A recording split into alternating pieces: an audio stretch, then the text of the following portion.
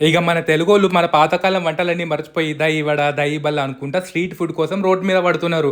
మీకు ఎంతమందికి షల్ల పునుగులంటే ఎరికే చెప్పుండ్రి. తిన్నా ఇన్నా కంపల్సరీ కామెంట్ చేయండ్రి. గింత పాతకాలం వంట చేసుకున్నప్పుడు డీప్ ఫ్రై కదా, అందుకే మేము ఆయిల్ చూస్ చేసుకున్నప్పుడు చాలా జాగ్రత్తగా ఉన్నాం. రాజా లైట్ సన్‌ఫ్లవర్ ఆయిల్‌లో రిచ్ ఇన్ విటమిన్ ఈ ఉంటదన్నట్టు. అందుకే గీ ఆయిల్ చూస్ చేసుకున్నాం. గుర్తుపెట్టుకోర్రి, ఎప్పుడైనా పాతకాలం వంటలు చేసినప్పుడు చేసే చెయ్యి ఎంత ఇంపార్టెంటో వాడుకునే ప్రోడక్ట్స్ కూడా అంతే ఇంపార్టెంట్. అందుకే రాజా లైట్ సన్‌ఫ్లవర్ ఆయిల్ వాడుతున్నాం. కావాలంటే డిస్క్రిప్షన్‌లో డీటెయిల్స్ ఇస్తాం, ఒక్కసారి పోయి చూసుకోర్రి. ఇక ముందుగానే పెసరపప్పు నానబెట్టుకుందాం ఒక 5 గంటలు. సల్లలో కూడా నీళ్ళు పోసుకొని మంచిగా చిలుక్కోవాలన్నట్టు. దీనికి తాలింపు కూడా చాలా ఇంపార్టెంట్. రాజా లైట్ సన్‌ఫ్లవర్ ఆయిల్ వేసుకున్నాక ఆవాలు, జీలకర్ర, శనగపప్పు, మినపప్పు, ఇంగువ, అల్లం ముక్కలు, పచ్చిమిరపకాయలు, ఎండుమిరపకాయలు, కళ్యామాకు వేసుకొని తాలింపు పెట్టుకోవాలి. జర్రంతా ఉప్పు కూడా వేసుకోవాలన్నట్టు. ఇక నానబెట్టుకున్న పెసరపప్పులో జర్రంతా సోడా, ఉప్పు వేసుకొని మెత్తగా రుబ్బుకోండి. ఇగో ఇట్లా పునుగుల్లాగా చిన్న చిన్నగా వేసుకుని అనుకోండి.